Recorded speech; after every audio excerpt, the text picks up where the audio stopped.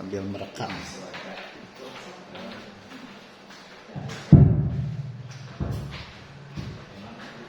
Bismillahirrahmanirrahim. Assalamualaikum warahmatullahi wabarakatuh. Bapak Ibu yang berbahagia, sambil dilanjutkan saja ya, kita ke sesi 2 terkait dengan budaya positif yang ada di sekolah. Pada dasarnya yang akan saya sampaikan juga tidak terlalu jauh berbeda dengan yang disampaikan oleh Pak Dara. Mungkin hanya ada beberapa yang ditambahkan saja. Lalu yang kedua, izinkan kesempatan ini saya tidak memberikan materi secara utuh, tetapi ingin berkolaborasi, berbagi pengalaman dengan Bapak dan Ibu yang sudah lama mengajar di sini. Selanjutnya. Nah, yang pertama adalah terkait dengan disiplin positif. Jadi ternyata disiplin itu dalam artian yang sesungguhnya, disiplin itu kan berasal dari bahasa Latin. Disiplin itu ternyata belajar. Jadi belajar hal yang positif. Silakan Bapak dan Ibu baca. Anggap Bapak dan Ibu ini A. Bapak dan Ibu silakan kepalkan tangan Bapak dan Ibu, silakan dikepalkan dua-duanya. Kemudian dibayangkan apa yang Bapak dan Ibu kepal itu di dalamnya ada sesuatu yang berharga milik Bapak dan Ibu. Lalu yang kedua, teman yang ada di sampingnya, silahkan bagaimana caranya supaya teman yang di sampingnya itu mau membuka kepala tangannya. Misalkan Pak Yaman dengan Pak Rusdiman, silahkan Pak Rusdiman bagaimana caranya supaya Pak Yaman mau membuka kepala tangannya. Mau dibujuk silahkan, mau dibayar silahkan. Coba dicoba dulu dengan teman yang ada di sampingnya. Pastikan bagaimana caranya teman yang ada di sampingnya itu bisa membuka kepala tangannya. Coba.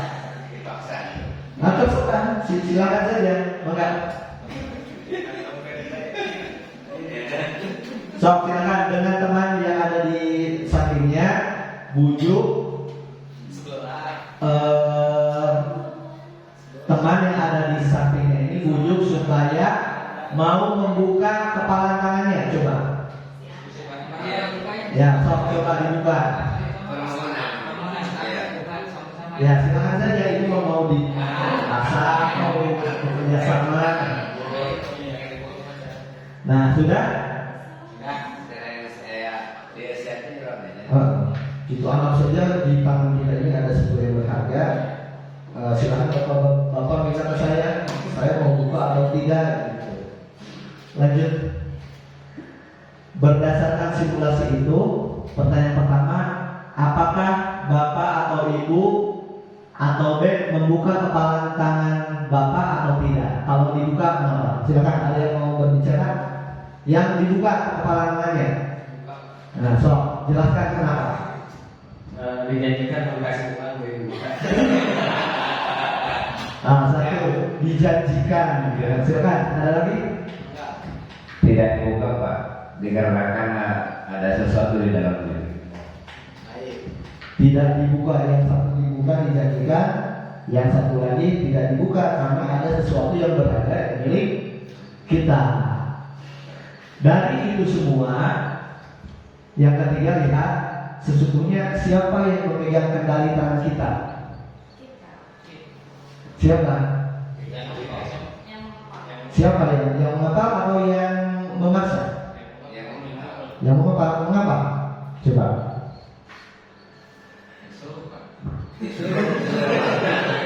Memaksa membuka gitu. Ya, coba yang mengapa? Karena gini, kalau misalkan kita memegang dan kita yakin itu tidak akan dibuka, itu seperti apapun kita yakin tidak akan dibukanya.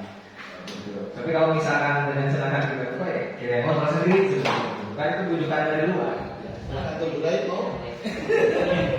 Tapi bisa juga yang memegang kendali itu adalah yang yang membuka, karena misalnya dia punya trik untuk gimana caranya supaya si yang mengepal ini bisa membuka. Jadi kendali juga bisa diambil oleh si yang berusaha membuka si temannya si B. Gitu. Jadi pada akhirnya lebih kuat mana nih pendiriannya, A atau B? Itu yang memegang kendali pusat. Terima kasih. Pada dasarnya jadi ada dua, ada satu pendapat yang memegang kendali itu sebetulnya yang mengepalkan tangannya. Tapi pendapat yang kedua, yang memegang kendali itu orang di luar yang memegang tangannya, mewujud itu, bisa menjadikan sesuatu. Itu tidak jadi masalah, siapapun juga nanti akan terjawab pada slide berikutnya. Lanjut. Nah, ini nilai-nilai kebijakan universal yang berlaku di dunia internasional. Saya hanya mengambil satu saja, profil pelajar Pancasila, karena ini akan kita terapkan ke murid-murid kita di sekolah, baik yang SD maupun SMP. Pasti Bapak dan Ibu sudah mengetahui ada beriman dan bertakwa kepada Tuhan Yang Maha Esa itu merupakan dimensi pertama dari profil pelajar Pancasila. Jadi diharapkan anak-anak kita semua itu jelas beriman dan bertakwa kepada Tuhan Yang Maha Esa. Jadi ini jelas core yang pertamanya gitu. Jadi yang pertama diharapkan murid-murid kita beriman dan bertakwa kepada Tuhan Yang Maha Esa. Lalu yang kedua, jika beriman dan bertakwa maka akan berakhlak mulia. Tidak mungkin anak-anak kita beriman dan bertakwa tapi tidak berakhlak mulia gitu. Jadi hasil dari iman dan takwa itu adalah akhlak mulia. Lalu yang ketiga, anak-anak kita tentu saja diharapkan mandiri. Mandiri dalam artian bukan berarti tidak diberi jajan, bukan. Jadi ketika misalkan diberikan tugas oleh Bapak dan Ibu guru, anak-anak mau dengan tanggung jawab mengerjakan tugasnya sendiri. Lalu yang ketiga, bernalar. Yang keempat ya? Yang ketiga bernalar kritis. Artinya anak-anak kita mampu menyerap informasi pengetahuan yang diterimanya di sekolah, kemudian digabungkan dengan kebiasaannya di masyarakat, sehingga menghasilkan pengetahuan yang utuh, yang baik buat keselamatan murid kita, baik di masyarakat maupun di masa yang akan datang. Tidak diterima dengan secara utuh gitu, apalagi kalau sekarang misalkan berkaitan dengan banyaknya konten-konten di media sosial yang kalau lihat misalkan di TikTok atau di Instagram banyak anak yang tiba-tiba membawa parang gitu kan, tidak ujung-ujung diterima gitu, ini mah sekolah membawa parang. Nah, tidak, jadi dihadapkan bernalar kritis itu mungkin parangnya nggak boleh bawa, tapi dibawa ke sawah gitu, tidak dibawa ke sekolah. Yang berikutnya adalah berkebinekaan global. Seperti yang kita ketahui bahwa kita bangsa Indonesia salah satu ciri khasnya ini berkebinekaan, berbeda-beda, tetapi pada dasarnya kita bisa hidup dengan rukun. Bukan cuma beda suku bangsanya, tapi juga beda bangsa, beda negara, tapi tetap bisa hidup rukun. Kita sudah tidak lagi zamannya ketika saya SD lah misalkan, itu sudah didoktrin bahwa orang bule itu Belanda, gitu kan. Belanda itu penjajah, harus dibenci gitu kan dulu mah. Tapi ternyata sekarang tidak bisa. Orang luar negeri pun kalau sudah menganggap kita sebagai saudara, sudah setara, maka harus kita hormati secara bersama-sama. Yang selanjutnya yang keenam adalah bergotong royong. Ini yang tidak ada di luar negeri. Kamus gotong royong itu tidak ada. Jadi hanya ada di Indonesia, dan ini susah diterjemahkan, tapi mudah diaplikasikan. Coba ada yang tahu, Bapak dan Ibu, gotong royong itu sebetulnya apa? Bekerja secara bersama-sama. Kalau kerja sama, bergotong royong, begitu kan? Jadi ternyata gotong royong itu bukan kerja sama, tapi lebih luas dari kerja sama. Karena gotong royong ini tidak harus disuruh, benar kan? Misalkan cukup diumumkan saja, Bapak Ibu besok bebersih, sudah itu saja. Masyarakat dengan sendirinya akan datang.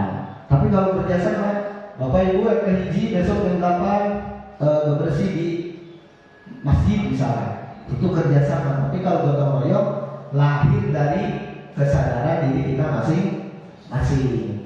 Dan yang terakhir adalah kreatif. Mudah-mudahan murid-murid kita kreatif dengan cara istilahnya ada amati. Kalau misalkan ini ada produk, ada pengetahuan, misalkan ini kue apa kue di sini, cucur misalnya, diamati, kemudian diamati, terus kita amati, tiru, modifikasi. Kue cucur ini kita amati dulu. Saya ada kue cucur, lalu kita tiru, kemudian modifikasi rasanya, ada cucur rasa durian misalkan begitu, cucur rasa strawberry dan lain sebagainya. Next. Untuk mewujudkan profil pelajar Pancasila tersebut, minimal ada 3 motivasi perilaku manusia. Seperti yang tadi disampaikan oleh Pak Danang, ada motivasi perilaku manusia. Pertama adalah motivasi yang dilakukan adalah menghindari ketidaknyamanan atau menghindari hukuman. Ini biasa kita berdisiplin supaya tidak dihukum. Untuk menghindari ketidaknyamanan atau hukuman ini, orang biasanya ini tingkat terendah dari motivasi seseorang. Kalau Bapak dan Ibu datang ke sekolah hanya menghindari teguran, omelan dari kepala sekolah, ini merupakan motivasi terendah.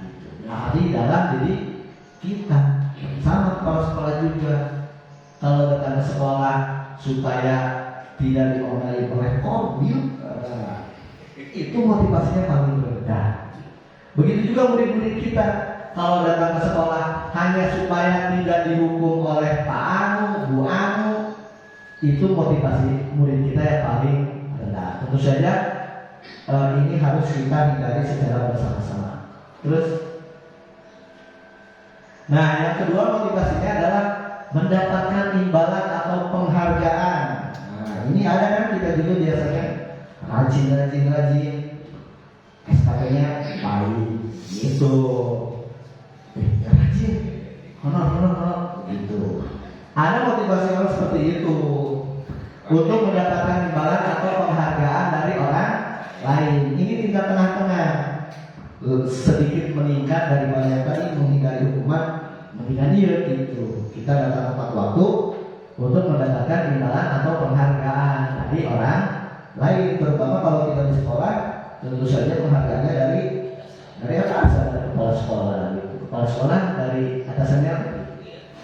Terus, nah yang ketiga, ini motivasi yang paling bagus, menjadi orang yang mereka inginkan dan menghargai dirinya sendiri dengan nilai-nilai yang mereka percayai.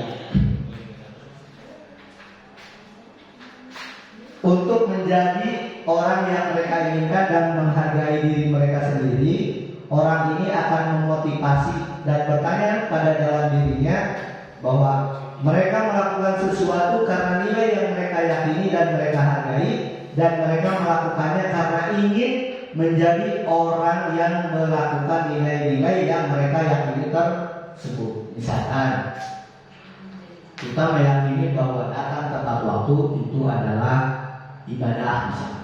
Yakin seyakin-yakinnya. Jadi kita datang tepat waktu karena memang ibadah itu, tidak ada yang lainnya. Jadi dan kita ingin menjadi orang yang meyakini bahwa datang ke sekolah, siswa datang ke sekolah untuk belajar, untuk beribadah, ingin kita meyakini dan kita orang yang pertama yang melaksanakan keyakinan tersebut. Tidak lagi diiming-imingkan yang lain, mau ditegur oleh, tidak lagi berpikir ditegur oleh kepala sekolah, dapat penghargaan. Kita datang tepat waktu semata-mata ingin menunaikan apa yang kita yakini, bahwa datang ke sekolah tepat waktu itu salah satu dari perwujudan nilai ibadah. Misalkan begitu. Selanjutnya, nah ada pertanyaan, bila di sekolah Bapak dan Ibu tidak ada peraturan yang mengharuskan guru datang tepat waktu dan tidak ada teguran bagi yang terlambat dan tidak ada pula atasan yang memuji, apakah Bapak dan Ibu akan datang tepat waktu? Nah, ayo silakan. Siapa yang mau berpendapat?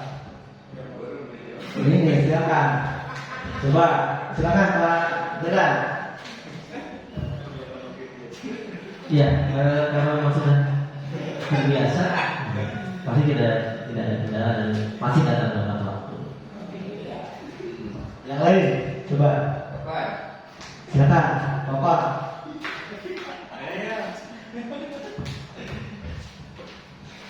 Tentunya kalau misalkan memang tidak ada keperluan lain atau misalkan memang tidak ada jadwal kebiasaan yang lain gitu ya, tentunya datang tepat waktu meskipun memang tadi tidak ada teguran dari atasan ataupun tidak ada penghargaan ketika misalkan konsekuensi kita datang ke sekolah. Jadi ideal kan? Pak Baras, balik. Siapa? Yang jelas sebagaimana kita yang sebagai guru gitu Pak, tugas dan kewajiban kita tentunya sudah tertera pada aturan-aturan tertentu. Ya kita harus berusaha.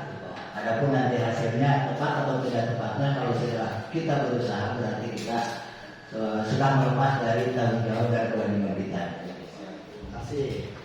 Jadi dari jawaban 3 orang rekan kita sudah menandakan bahwa sebetulnya kita sudah punya motivasi yang bagus, datang tepat waktu, mau itu ditegur ataupun tidak, baik itu tidak ditegur maupun dapat penghargaan, kita akan datang tepat waktu.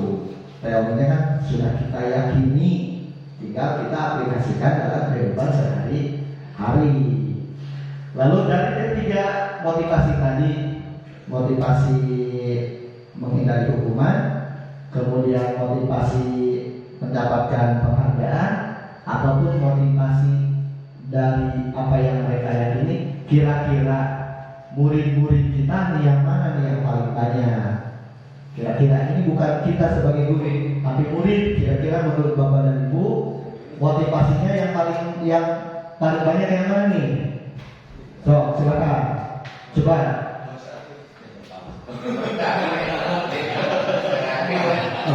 Untuk murid kita mungkin Pak ya. Jadi yang kami lihat mereka datang tepat waktu gitu. Nah, mungkin atas dasar motivasi dari kita sebagai pendidik. Itu aja Pak. Terima kasih. Ada lagi pendapat yang lain? Silakan. Terus terang untuk anak muda saya mungkin mereka lebih termotivasi ketika satu mungkin Pak. Mereka datang ke sekolah itu mungkin karena memang takut hukuman. Kenapa takut hukuman? Ketika mereka tidak datang ke sekolah mungkin takut sama orang tua, dan takut sama gurunya gitu ya. Apalagi kalau misalkan mereka sudah ada intimidasi atau dari pihak sekolah mungkin kalau misalkan memang tidak rajin sekolah maka nilainya akan buruk atau segala macam. Itu mayoritas ya motivasi anak-anak kita ya, seperti itu kenyataannya. Tidak masalah kalau mending kita ya sekolah gitu, punya motivasi mereka sekolah. Selanjutnya, nah karena tadi kita berbicara hukuman, apa itu hukuman itu? Ini ciri-cirinya saja. Pertama, hukuman itu bersifat tidak terencana dan tiba-tiba. Tiba-tiba ada kelas seperti yang tadi dijelaskan, push up, ujuk-ujuk begitu. Jadi pikiran memang berat. Lalu yang kedua, anak atau murid tidak tahu apa yang akan terjadi dan tidak dilibatkan dalam penentuan hukuman itu. Anak-anak pada datang, push up gitu, tidak tahu selanjutnya mau apa lagi gitu. Terus, lalu yang ketiga, hukuman bersifat satu arah dari guru kepada murid. Lalu yang keempatnya, hukuman biasanya berupa fisik maupun psikis. Murid anak disakiti oleh sesuatu atau oleh kata apa? Kan dulu kita seperti itu kan. Dulu sebelum kita belajar budaya positif gitu. Jadi memang kita biasanya menerapkan hukuman yang secara tiba-tiba itu manusiawi sebetulnya, Pak. Apalagi ketika sedang tanggal 28, 29, kita akan munculnya ini menghukum murid salah ketik pada langsung dihukum gitu. Biasanya tanggal segitulah, tapi mudah-mudahan ke depan tidak ada selanjutnya. Nah, lalu bedanya apa dengan konsekuensi? Konsekuensi dengan hukuman sebetulnya saudara yang berdekatan, tetapi berbeda. Kalau konsekuensi sudah terencana dan sudah disepakati oleh guru dan murid. Misalkan aturan sekolahnya siswa memakai sepatu. Jika tidak memakai sepatu, maka sepatunya akan dilepas, disita oleh guru misalkan. Siswa tahu, guru tahu, gitu. Itu namanya konsekuensi. Jadi ketika siswa datang ke sekolah itu pakai sepatu, pakai sendal, maksudnya dipakai sendal, maka otomatis sendalnya akan diambil. Gitu. Yang kedua, sudah dibahas dan disetujui oleh murid. Gitu. Jadi sudah dijelaskan dulu. Lalu tidak mengerjakan PR Bapak, maka akan mendapatkan nilai 5. Jadi sudah diberitahu dulu sebelumnya ketika siswa tidak mengerjakan PR, sudah tahu bahwa nilainya akan 5. Yang ketiganya, bentuk konsekuensi dibuat oleh guru dan murid sudah mengetahui sebelumnya. Jadi konsekuensinya dari guru, tetapi murid sudah mengetahui terlebih dahulu. Terus, tetapi murid tetap saja tidak nyaman untuk jangka waktu yang pendek. Contoh kepada ibu, ketika saya dulu tahun 2010-an lah, 2010-2011, saya membuat aturan jika siswa memakai celananya itu nanggung, artinya panjang itu pendek itu gitu kan sedikit, siswa akan dibuka celananya, diganti pakai celana pendek, apa ya istilahnya? Kolor gitu. Beneran gitu dipraktikkan di sekolah. Iya betul, siswa sudah tahu konsekuensinya seperti itu, tapi tidak nyaman diseri-serikan baju putih pakai kolor gitu. Jadi seperti itu untuk konsekuensi. Konsekuensi biasanya diberikan berdasarkan suatu data yang umumnya dapat diukur. Kan itu ya, kalau pakai celana nanggung maka akan dibuka. Atau misalkan olahraga memakai baju putih, misalkan begitu, maka olahraganya untuk laki-laki tidak boleh memakai baju itu. Terukur kan, ketika bajunya putih maka tidak boleh dipakai olahraga dan seterusnya. Lanjut. Nah, ada juga istilah namanya ini dihukum oleh penghargaan. Ternyata dalam budaya positif dalam guru penggerak, penghargaan itu adalah hukuman. Lihat sih, penghargaan hukum mereka yang tidak mendapatkan penghargaan. Misalkan adanya sistem ranking di sekolah, siswa yang tidak mendapatkan ranking maka otomatis dihukum siswa itu. Misalkan ada yang ranking 10 besar kan, maka kita memberi penghargaan siswa 10 besar sebagai siswa yang pintar, gitu kan? Lalu yang tidak dapat ranking gimana? Iya, artinya yang tidak dapat ranking itu kita menghukum, kita siswa tidak pintar karena tidak dapat penghargaan, begitu. Maksudnya ini penghargaan yang menghukum itu. Jadi contoh lain misalkan di sekolah ini misalkan ada Pak Dian. Pak Dian menjadi guru berprestasi tingkat kabupaten, dapat penghargaan sebagai guru berprestasi. Maka teman-temannya bukan guru berprestasi, itu bener kan? Jadi yang dapat penghargaan dihukum dia berprestasi, tapi yang tidak dapat penghargaan juga dihukum sebaliknya sebagai guru yang tidak berprestasi. Memberikan penghargaan dan hukuman hal yang sama karena keduanya mencoba mengendalikan perilaku seseorang. Jadi penghargaan dan hukuman tadi yang kita bahas intinya sama, berusaha mengendalikan perilaku seseorang. Buat kita juga guru dan kepala sekolah sama. Kepala sekolah dituntut jadi kepala sekolah berdedikasi supaya dikendalikan perilaku kepala sekolahnya gitu, tidak semau gitu, tidak asal-asalan. Begitu juga kepada ibu guru, adanya penghargaan dan hukuman sebagai guru berdedikasi, berprestasi itu semata-mata untuk mengendalikan perilaku kita semua sebagai guru. Misalkan kalau guru membuat RPP dengan baik akan mendapatkan penghargaan, kan otomatis perilaku kita dikendalikan kan. Kalau tak buat dapat hukuman dari itu lagi RPP gitu. Jadi penghargaan dan hukuman itu dibuat sama saja, intinya untuk berusaha mengendalikan perilaku seseorang. Selanjutnya, karena orang pada dasarnya tidak suka dikendalikan dalam waktu yang lama, maka penghargaan akan terlihat sebagai hukuman. Lihat saja lah misalkan saya yang sudah guru penggerak misalkan, kan yang penggerak guru penggerak itu. Tapi kalau lama-lama guru penggerak itu kan ini guru penggerak masa guru penggerak gitu, kira-kira seperti itu lah. Kalaupun misalkan tayangan jadi kepala sekolah berprestasi, kan kalau datang terlambat ketahuan sama teman-temannya di sana, wih kepala sekolah berprestasi gitu. Lama-lama kan kita jadi aku sekolah berprestasi sekalian gitu. Lalu jika suatu penghargaan diharapkan namun Anda tidak mendapatkannya, Anda akan merasa dihukum.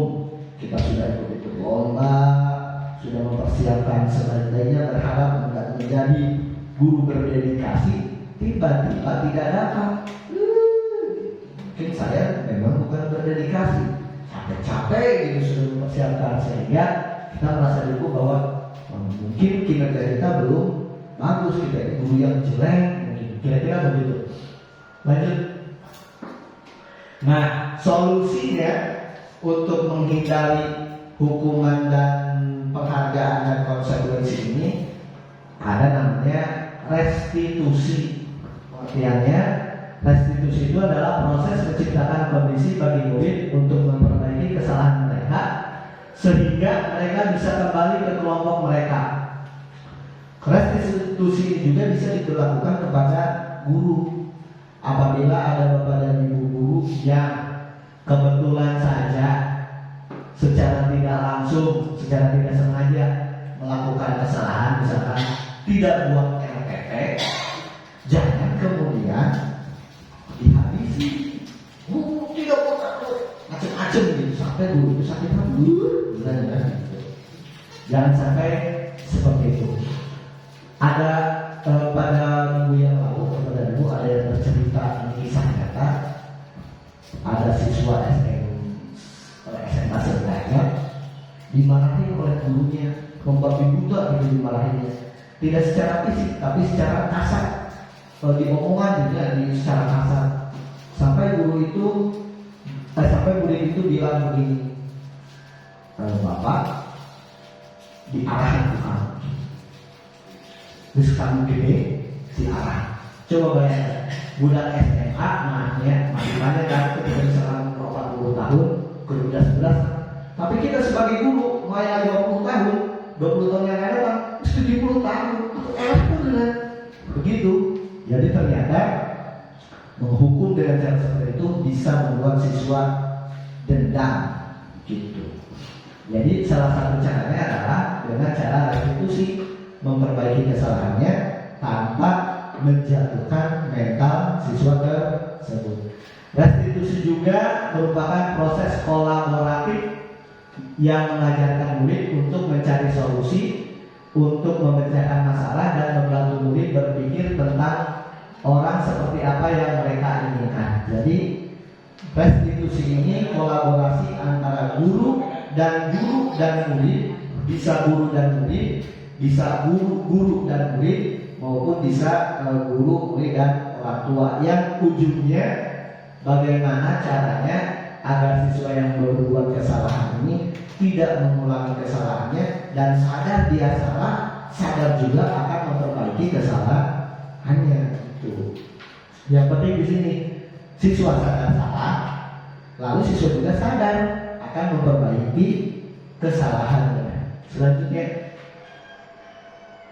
nah, ciri-ciri restitusi: satu, tidak menebus kesalahan. Jadi kesalahan akan tetap menjadi sebuah kesalahan, tetap saja. Yang kedua, restitusi ini memperbaiki hubungan. Yang ketiga, tawaran bukan paksaan. Jadi menawarkan ke murid, kalau murid bolos, murid mau seperti apa nih untuk memperbaiki kesalahannya. Misalkan akan datang tepat waktu setiap hari, datangnya dari murid, bukan dipaksa oleh guru. Restitusi menuntun untuk melihat ke dalam diri murid. Jadi bagaimana kita menyelami perilaku murid ke dalam hatinya. Kan kalau sudah disentuh hatinya mah mengangkat diri, gitu kan. Lalu restitusi mencari kebutuhan dasar yang mendasari tindakan. Jadi ada kebutuhan dasar yang harus dipenuhi oleh murid, sehingga murid itu melanggar aturan, diselesaikannya dengan cara restitusi. Nah lalu ada selanjutnya adalah keyakinan kelas. Salah satu wujud dari budaya positif di sekolah itu adalah siswa menerapkan keyakinan kelas. Mengapa bukan peraturan kelas? Kan kalau sekarang kita biasanya ada aturan kelas, tata tertib kelas. Nah, dalam budaya positif ini dikembangkan namanya keyakinan kelas. Satu, nilai kebajikan universal yang disepakati tersebut tersirat dan tersurat, lepas dari latar belakang suku, negara, bahasa maupun agama. Jadi keyakinan kelas ini tidak boleh, misalkan ayat keyakinan kelasnya membaca Al-Fatihah sebelum belajar. Jika di kelas itu ada yang tidak beragama Islam, tidak boleh dimunculkan. Cukup misalkan berdoa, kira-kira seperti itu. Lalu akan lebih memotivasi seseorang dari dalam, karena keyakinan kelas ini disusun oleh semua anggota kelasnya. Kalau di sekolah mungkin ada keyakinan sekolah yang disusun secara bersama-sama oleh guru dan kepala sekolah.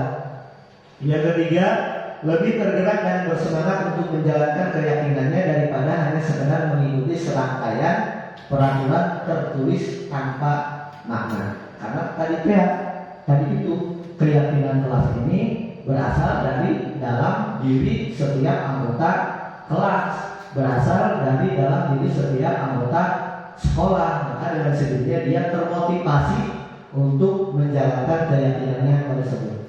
Next.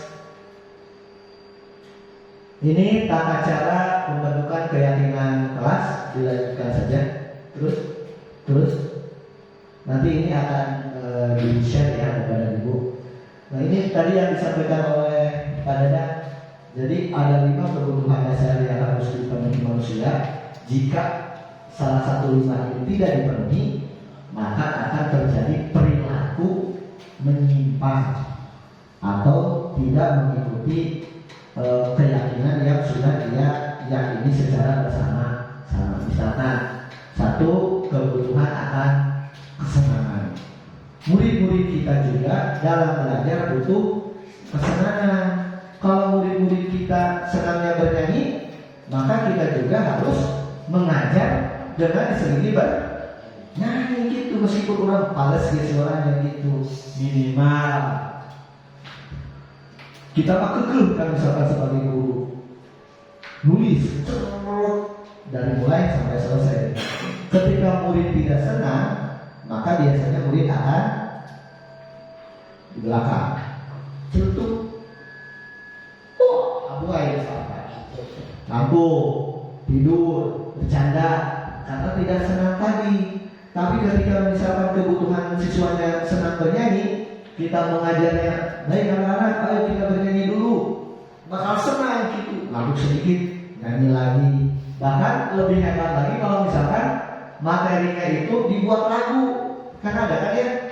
Kalau anak TK tuh misalkan satu-satu membaca syahadat, senang gitu. Tapi ketika harus menghafal syahadat, satu syahadat, dua sholat, ya zakat, puasa, misalnya haji, susah. Tapi ketika sudah dibuat senang, meskipun lebih panjang kan, jadinya lebih panjang, tapi anak-anak gampang gitu.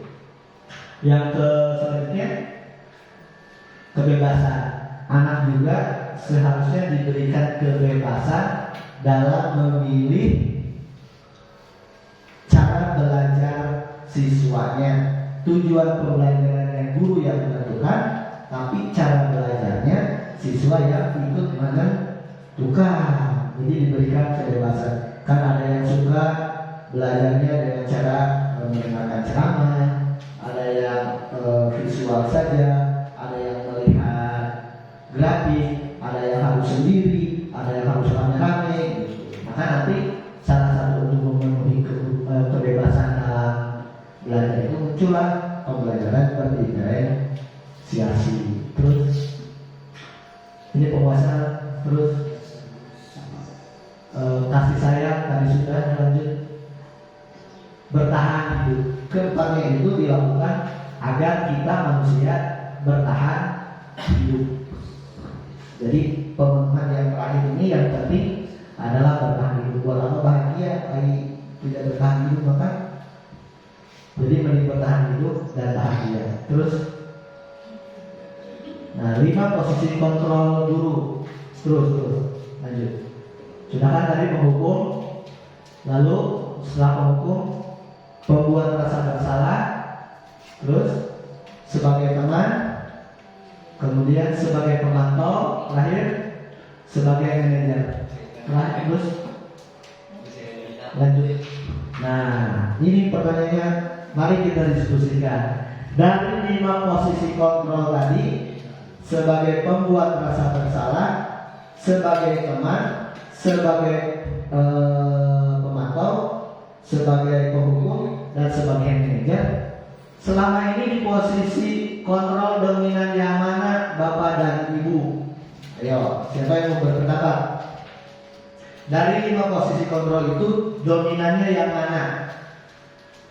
Terbuka saja di 5, tidak penghukum nilainya C. Silakan. Tergantung kondisi Pak, tapi kalau misalkan paling sering berhukum. Kenapa? Saya tak karena kalau misalkan sebagai penghitung lebih gampang dilakukan kalau menurut saya dibandingkan dengan yang lain. Kayak misalnya kalau misalkan yang kedua atau yang selanjutnya itu kan ada proses dulu. Sedangkan rumah hal itu bisa diselesaikan walaupun memang tadi mungkin anak tidak berproses. Mungkin besok Ada lagi yang lain yang berbeda? Apakah semuanya penghukum semua di sini? Coba silakan Pak Chandra. Silakan. Iya, terima kasih Pak Robi. Kalau saya justru ini lebih ke sebagai teman ya. Jangan ada yang protes ini ya. Justru saya lebih ke sebagai teman. Jadi setiap pembelajaran saya selalu memahami apa yang mereka mau. Gitu. Misalnya mereka mulai jenuh, ya kita adakan ice breaking biar mereka tidak jenuh. Gitu ya. Begitu. Jadi lebih ke teman, jangan protes. Ya, itu ada yang beri, ada yang sebagai penghukum, ada yang teman. Yang lain, silakan. Ibu Yani.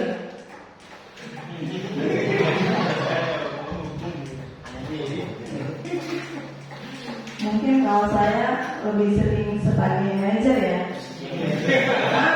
Tapi ini hanya ngasih tugas, walaupun hasilnya tidak tercapai semua. Itu. Ada lagi?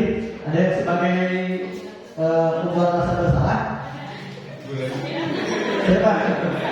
Coba mana? Mulai.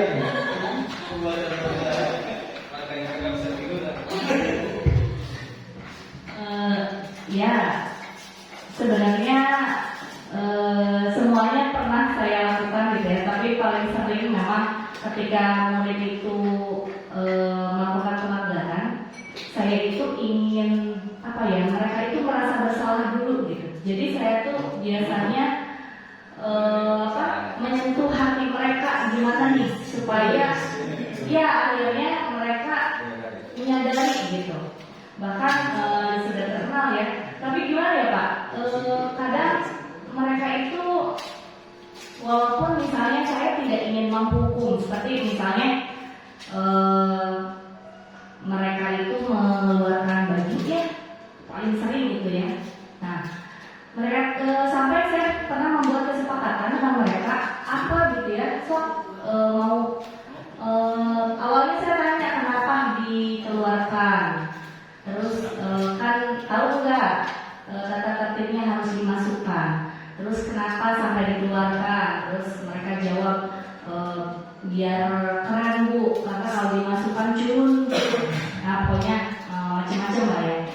Nah sampai mereka akhirnya menawarkan diri untuk menghukum dirinya sendiri. Jadi selalu setiap bertemu dengan saya dalam posisi baju keluar itu mereka ambil posisi Pak, push up sendiri gitu, karena mereka merasa bersalah karena mereka sudah tahu konsekuensinya gitu. Tapi hal itu akhirnya saya menyadari seperti tidak merubah kondisi ya gitu. Jadi mereka ya udah gitu pasti di push up. Terus saya bilang, saya tanya capek nggak? Capek Bu, tapi sehat. Akhirnya seperti itu. Jadi tujuan saya yang awalnya membuat bersalah sih sudah tercapai karena mereka dengan sendirinya memasukkan langsung ambil posisi gitu. Jadi seperti itu Mbak. Itu dikeluarkan lagi. Kenapa? Dikeluarkan lagi. Kalau menurut saya dikeluarkan lagi itu saya. Ada lagi yang berbeda? Tadi satu lagi apa ya? Sebagai penghukum, rasa bersalah sudah, manajer sudah, teman sudah, dan sebagai pemantau.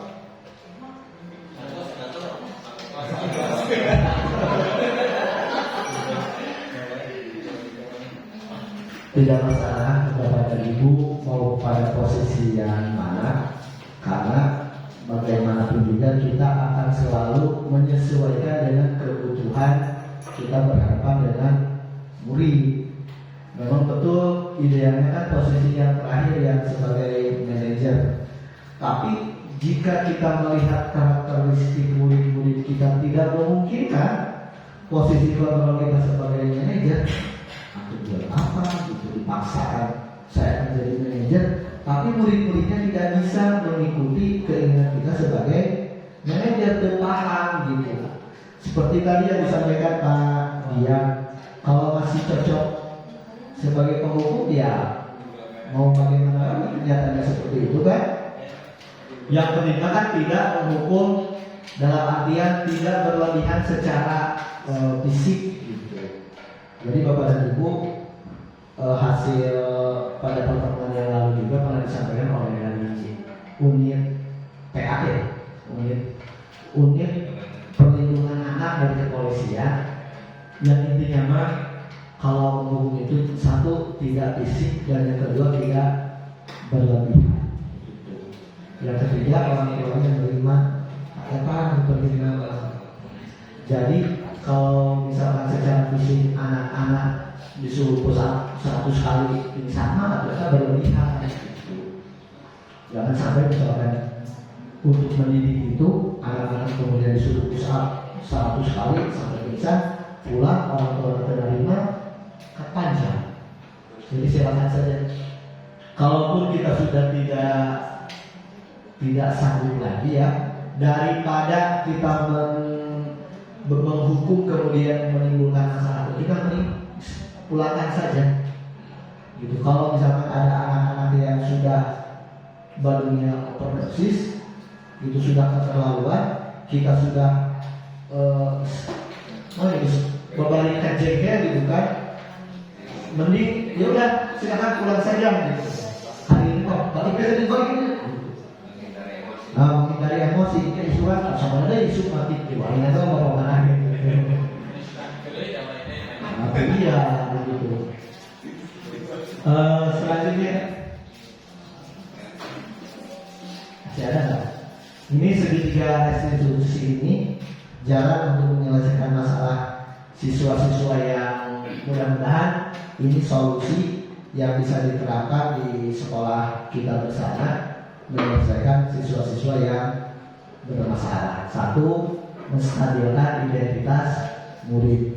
Jadi apabila ada murid yang melakukan pelanggaran, kita harus bisa memastikan bahwa murid ini sebenarnya tidak mau melanggar.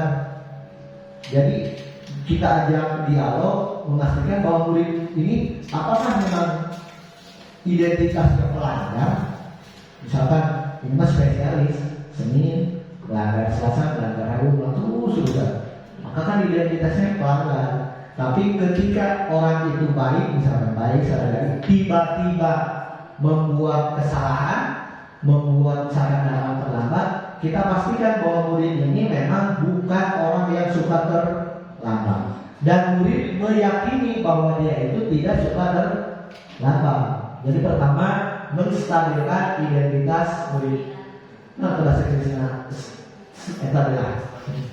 terus selanjutnya yang kedua, validasi tindakan yang salah. Kita juga harus sama-sama memastikan dengan murid tindakan murid yang salah itu yang mana.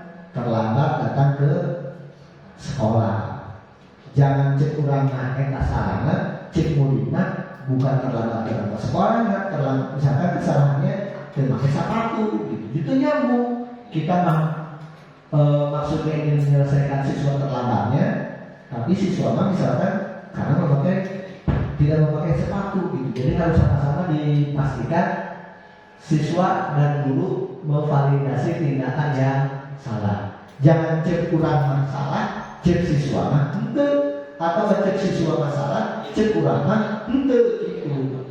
Yang terakhir, menanyakan keyakinan. Jadi setelah tadi distabilkan identitas muridnya, kemudian juga divalidasi kesalahannya, lalu ditanyakan kembali keyakinan siswa itu seperti apa. Apakah memang keyakinan kelasnya mengizinkan datang terlambat, atau memang mengizinkan belajar dengan ribut, atau lain-lain. Terakhir, ada lagi nggak? Lembar kerja diskusi ada satu. Ini bagian terakhir kepada Ibu. Silakan dibaca terlebih dahulu. Ini kasus ini kita diskusikan secara bersama-sama. Saya bacakan ya, mohon izin. Ibu Dani, ini namanya laki-laki tapi disebutnya ibu. Ya. Ibu Dani, mungkin ada panjangnya gitu. Daniawati berani. Ibu Dani sedang menjelaskan pelajaran bahasa Inggris di papan tulis. Namun beliau memperhatikan bahwa Fajar malah tidur-tiduran dan tampak acuh tak acuh pada pelajarannya. Nah, kata si ibu tak, Fajar, coba jawab pertanyaan nomor 3. Maju ke depan dan kerjakan di papan tulis. Fajar pun tampak malas-malas ke depan, biasa kan, malas ya. Dan sesampainya di depan papan tulis, Fajar hanya diam terpaku sambil memegang buku bahasa Inggris dan memainkan spidol di tangannya. Maju saja, cicing begitu. Harus cek ibu ya. Ayo Fajar, jangan tidur-tiduran. Lain kali perhatikan. Sudah sana, duduk kembali. Kira-kira siapa yang bisa? Kan beneran diri kira-kira. Fajar pun kembali duduk di bangkunya. Hal seperti ini sudah berulang kali dilakukan oleh Fajar, bukan pertama kali ternyata. Seperti tidak memperhatikan, acuh tak acuh, dan nilainya pun tidak terlalu baik untuk pelajaran bahasa Inggris. Pada saat ditegur oleh Ibu Dani, Fajar hanya menjawab, tidak tahu Bu, tidak tahu saja. Kan ada yang murid kita juga yang seperti itu. Itu jawab, nyawa tuh,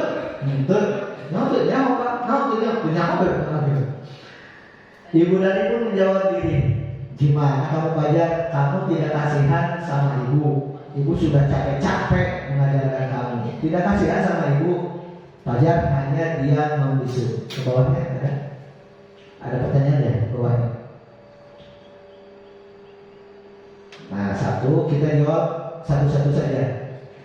Posisi kontrol yang diambil oleh Ibu Dani dalam pendekatan kepada Fajar. Tadi dari 5 itu. Menurut Bapak dan Ibu, posisi kontrolnya yang mana?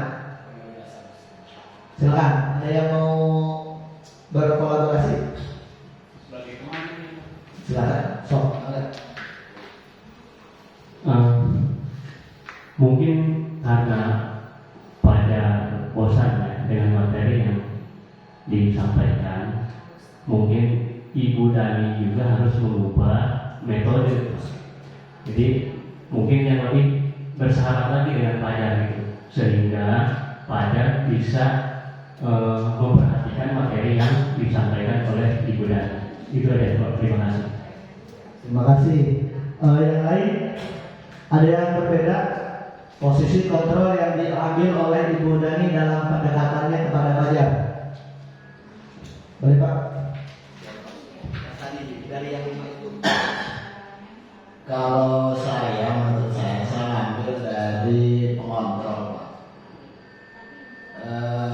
Sebaiknya guru mengetahui pertama kemauan mereka, kemudian yang kedua latar belakang kepribadian mereka. Salah satu contoh, misalkan keadaan di keluarganya seperti apa, terus maunya pembelajarannya seperti apa. Nah, dari situlah kita mengambil langkah-langkah sebagai guru yang perlu kita lakukan. Menurut saya seperti itu, Pak. Terima kasih. Ada lagi Bapak dan Ibu yang mau mendiskusikan posisi kontrol yang dilakukan oleh Ibu Dani? Kalau tidak ada, langsung silakan. Kalau saya ini sebagai pemberi, Ibu Dani itu posisinya sebagai pemberi dasar bersama. Walaupun mungkin tadi dengan bentakan, tapi dia tetap menanyakan, saat kamu tuh ini, gitu. Jadi kamu harus gimana lagi nih? Jadi tadi ada 3 dari teman-teman kita yang berpendapat berbeda. Tidak masalah, ke bawahnya. Lalu yang kedua, membaca sikap Fajar. Kira-kira kebutuhan apa yang diperlakukan oleh Fajar? Tadi kan kita belajar 5 kebutuhan dasar manusia itu kan. Nah, kebutuhan apa yang sebetulnya dibutuhkan oleh Fajar? Silakan. Ada yang mau berpendapat? Siapa lagi? Yang dibutuhkan untuk Fajar ini sepertinya ini Pak, rasa apa ya? Rasa kasih sayang ya, rasa kasih sayang. Kemudian dan satu lagi itu kesenangannya Pak. Jadi si Ibu Dian ini harus Ibu Dian lagi. Ibu kan, Ibu. Jadi Ibu Dian ini harus mencari kesenangan si Fajar ini apa. Jadi bisa mengubah metode pembelajarannya atau mengubah sikapnya terhadap individu untuk si Fajar ini. Ada lagi Bapak Ibu? Kira-kira kebutuhan apa lagi yang diperlukan oleh Fajar? Harus gimana ya? Sama-sama pasangan. Di bawahnya lagi, kemudian di bawahnya ada 4 kalau nggak salah pertanyaannya. Yang ketiga, bila mana Ibu Dani mengambil posisi pemantau, apa yang akan dilakukan atau dikatakan olehnya? Ayo, kira-kira Ibu Dani itu akan seperti apa posisinya sebagai pemantau? Ada? So, silakan Pak Dadang.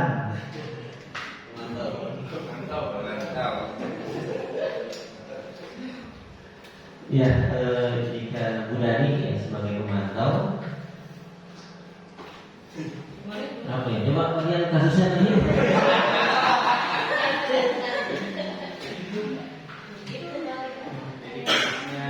Si pajak ya liburan.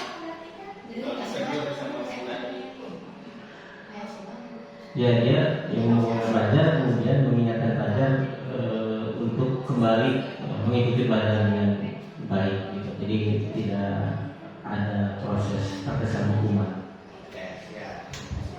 Baik. Apabila Anda kepala sekolah, itu jauh dari kepala sekolah lebih baik. Apabila Anda kepala sekolah di sekolah pagar dan mengetahui ini, bagaimana tindak lanjut Anda? Nah, itu tidak ada pilihan.